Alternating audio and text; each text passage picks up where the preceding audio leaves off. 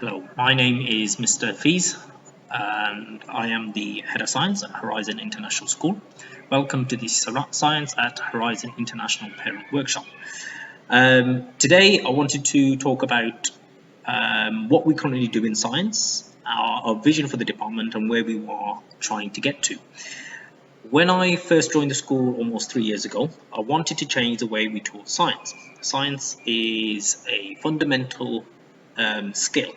The skills the students develop within their science lessons is something that they can utilize in their everyday lives for the rest of their lives, and so it is important that we get it right.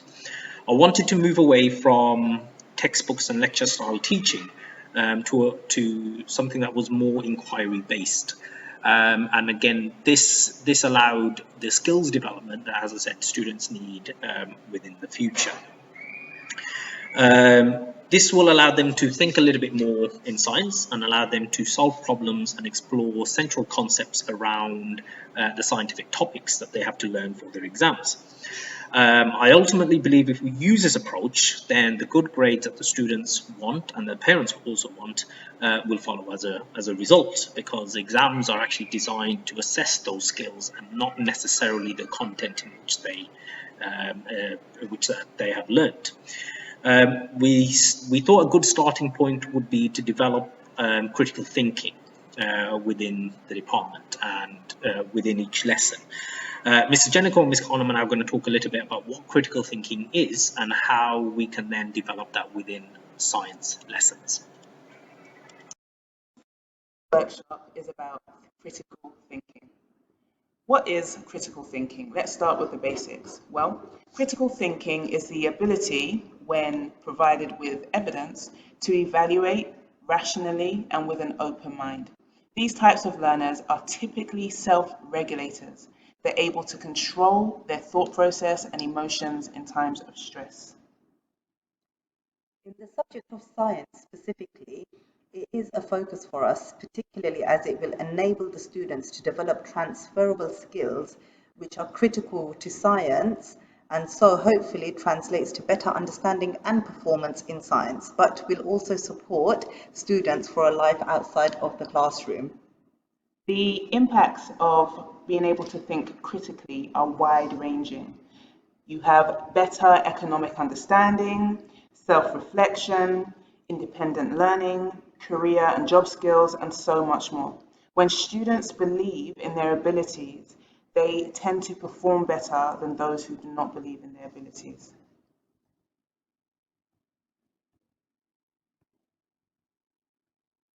The ways that we address critical thinking in science is to ensure that we are creating a number of opportunities for our students to use the different critical thinking skills. For example, here we have creativity. Students took on a project and applied their theory to design and make real life objects, and they had to justify their choices. We can see here that students are given the opportunity to be in constant communication with each other and with also with the teacher. Time to time, students are given the opportunity to develop the critical thinking skills via role reversal. So they become the teacher for part of the lesson or for the full lesson, and they will go away, do their own research, and then teach their peers. Problem solving, another important aspect of critical thinking. Here, the students were given a heart and allowed to dissect it, and they had to work backwards from the solution that our bodies has given us to perform the function that the heart performs. But they had to work out what the different parts of the heart did to fulfill that function that the heart does as a whole, with justifying with their tangible evidence. Analysis, which is another part of critical thinking. Students need to be able to interpret graphs and draw conclusions from evidence that they have been given. And we do this on a constant basis in science lessons. critical thinking is imperative in order to develop higher order thinking skills for lifelong learners.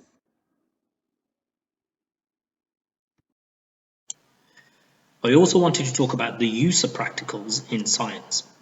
We try and provide students with as many opportunities to do practicals as we can, because I truly believe it helps to develop learning skills and develops a deeper understanding of scientific concepts.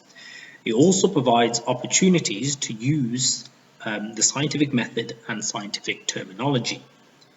We try and make the practicals as open as possible to try and get the students to think as much as possible. So an example in the first picture is students were asked to investigate factors that then affected acceleration. And so as a class, we then came up with two different methods that answers the same question, but in a slightly different way. And so what this did was it helped to utilize the creativity side of critical thinking, which is the deepest form of critical thinking there is. And so by students doing that, their understanding of the factors that then affected acceleration was greatly improved. Students carrying out practicals then get to demonstrate their understanding or prove specific concepts.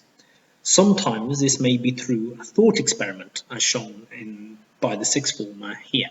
So not all practicals or investigations that we actually do are physical. Sometimes it is actually a thinking process, and it's through that thinking process that the students will then do their best learning.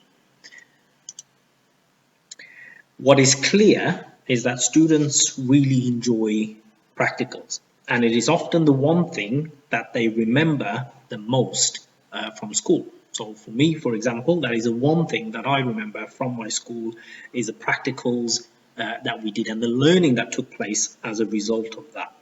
And so practicals play a crucial part in developing lifelong learners, as it shows the students how they can find out information for themselves, and it develops those critical learning skills that they can then take onto college and then eventually onto university and then into their working lives. Okay, finally, I wanted to talk about our home learning policy. To start off with, let's have a look at Seneca. Seneca is a digital learning platform, and we use this in science for revision and consolidation of learning. Students will already be assigned a class with the correct courses. When they log on to their homepage, they can click on a course to then do extra revision. Okay, so for example, we've got the physics course here.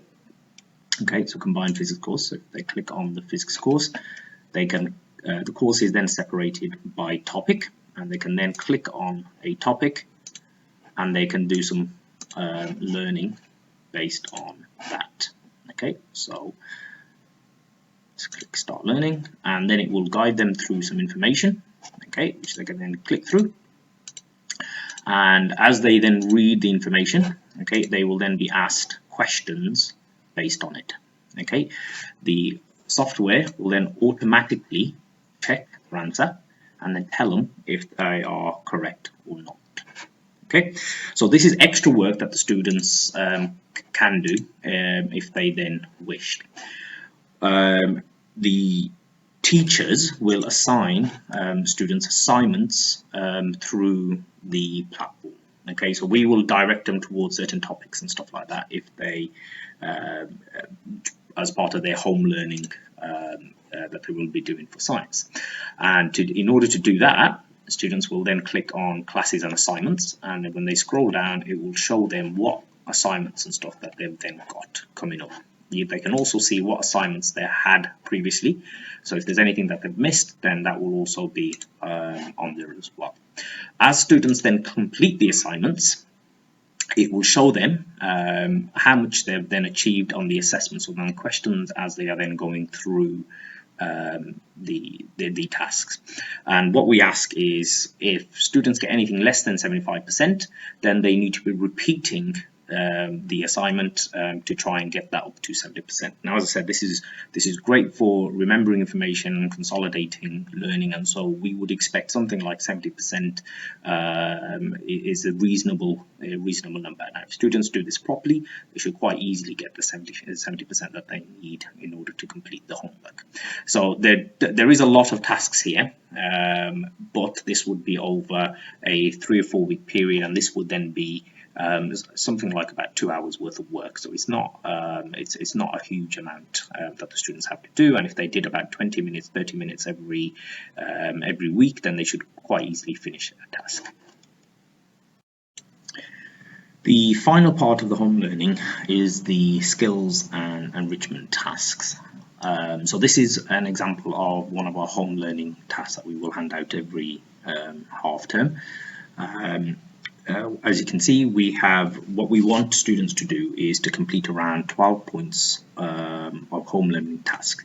2 points come from the Seneca task that I've just shown, and the other remaining 10 points come from either the skills and the enrichment tasks. Now, students can choose which task they do, and each task has its corresponding points. The points are based on how long we expect students to work on that task. So smaller tasks would only be worth a few points, and larger tasks would be worth a little bit more. And this just ensures that students are spending adequate amounts of time at home doing extra learning.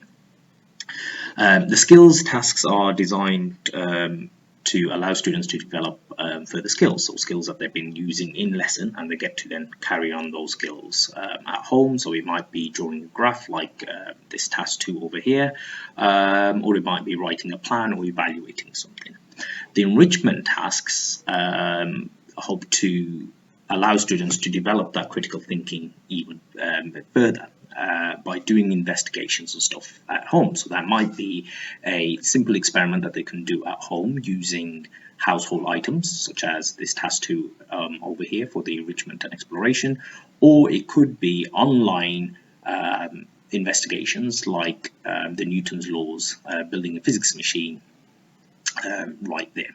Okay, and as I said, all of this is designed to further develop skills. Now, these are weighted a lot heavier than the Seneca because this is where we want students to kind of like focus. Seneca is there just for the consolidation of the information that they're learning as part of the topic, but we want students to be exploring concepts and learning through investigations and developing their skills.